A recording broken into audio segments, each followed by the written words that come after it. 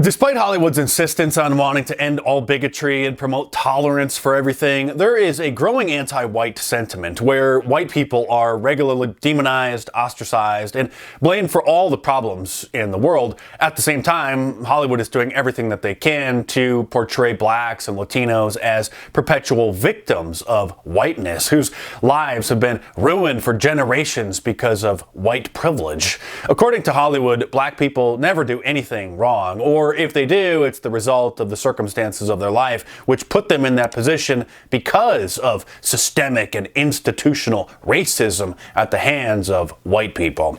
John Langley, the creator of the reality show Cops, admitted he purposefully didn't allow many segments involving police confrontations with black suspects, and instead aired more white people being detained and arrested because he didn't want to promote any stereotypes about black people and crime. Never mind the Department of Justice statistics, which show that certain people make up approximately 13% of the population in the United States, but are responsible for close to 50% of the total murders. Just pointing out statistics like that is considered to be racist. Of course, diversity is a code word meaning less white people, and in recent years, Hollywood has been obsessed with what liberals believe are too many white people starring in films and TV shows.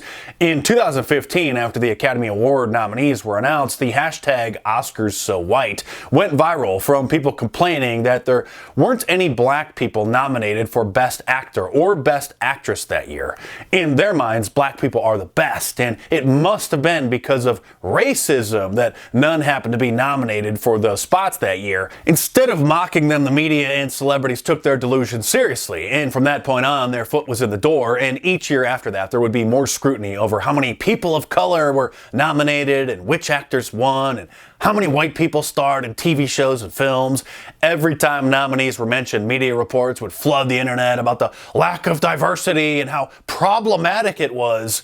Why do snubs for women and people of color keep happening? They would ask every time half the nominees weren't black or Latino. Fans of Jennifer Lopez were so upset that she wasn't nominated for Best Actress for her role as a stripper in a film called Hustlers that they took to Twitter, as usual, to complain about it, demanding justice for J-Lo. In the film, she plays one of a group of strippers who drug and then defraud rich men who come into their club, running up their credit cards. Not exactly Oscar material, but she must have gotten snubbed because she's Latino. Others were equally upset that Jamie Foxx, Lupita Nyong'o, Awkwafina, and Eddie Murphy weren't nominated for anything either one year, all because of racism. Not that they had mediocre performances or others who happened to be white made more of an impact. Director Tim Burton, the man behind Edward Scissorhands, Beetlejuice, and The Nightmare Before Christmas, angered the diversity police because he didn't cast a diverse group of characters in his movie Miss Peregrine's Home for Peculiar Children, since Samuel L. Jackson was the only black person in the movie. He trended on Twitter from so many woke people calling him a racist. Actor Jonah Hill said that real change in the industry will only come when white men no longer run the studios and streaming companies. Well, celebrities obsessively complain about too many white people being in positions of power in Hollywood and starring in too many shows and winning too many awards. None of them would ever commit the cardinal sin of the entertainment industry by asking about another certain group or their influence. Everyone knows that would kill their career overnight, no matter how earnestly or tactfully it was brought up. But complaining about too many white men having positions of power in the industry, straight white men to be exact, has become a rallying cry for social justice warriors. There are numerous specials on Comedy Central and Netflix which feature black and Latino comedians whose entire act is basically making fun of white people, which is fine and sometimes funny, but we all know the double standard. Few white comedians would dare make jokes about blacks or Latinos.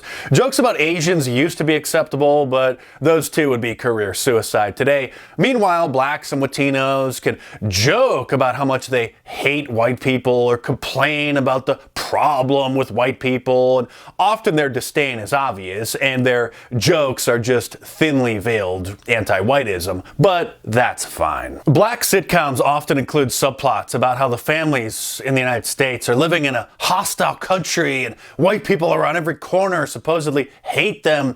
An entire episode of ABC's sitcom Blackish was about how America supposedly hates black people, with the lead character telling members of her family that repeatedly throughout the entire show. The one kind of movie Hollywood loves to make more than crime thrillers or action adventures or superhero movies are ones that highlight how racist white people are. Historical dramas about how awful white people are and how the films reflect what's still happening today come out every year. Some of them are black revenge fantasies like Django Unchained, and actor Jamie Foxx even bragged about killing a bunch of white people in the film when he was a featured guest on Saturday Night Live. Django Unchained, I play a slave.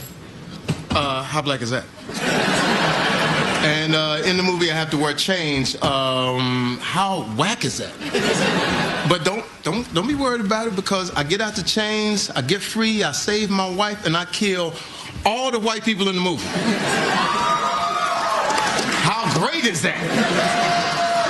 That film incited tons of angry black people to vent their fantasies about killing white people themselves, flooding Twitter with their hatred. Of course, you can't tell disgruntled people who hate America and American culture, American symbols, our founding fathers, to go to another certain continent, because that would be racist. Everything is racist to liberals. Black people's obsession with racism of the past can be seen in the obvious double standard of demanding white people not be allowed to say the N-word even while singing along to popular rap songs, which isn't even the N-word because it has an A at the end. Or are there two N-words? It's impossible to figure out what these delusional people are thinking. Kendrick Lamar brought a fan on stage to perform one of his songs once, but stopped the show mid-performance because the girl, who was white, rapped along to the original lyrics, which include the dreaded N-word in the hook.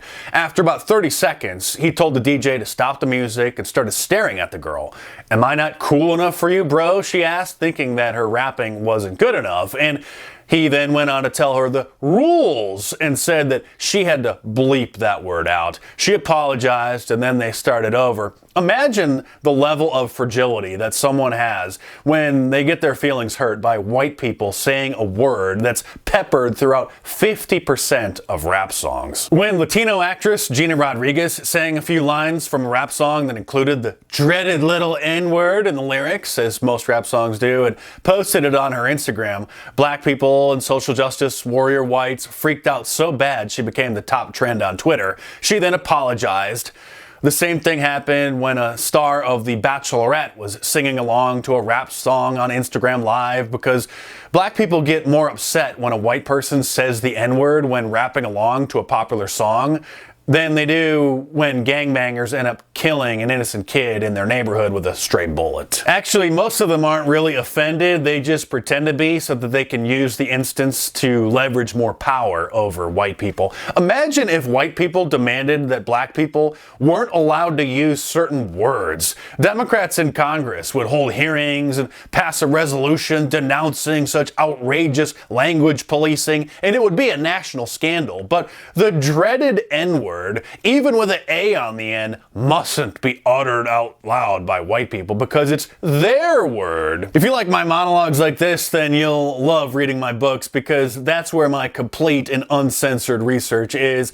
I can't say out loud some things here that I wrote because those sound bites would be weapons in the wrong hands and could go viral for the wrong reasons. So you'll have to get my books. So order Hollywood Propaganda, How TV, Movies, and Music Shape Our Culture, or The True Story of Fake News, How Mainstream Media Manipulates Millions, in paperback from Amazon.com, or download the ebook from Kindle, iBooks, Nook, or Google Play. And there's a link to the Amazon listings in the description below, so head on over there and check them out.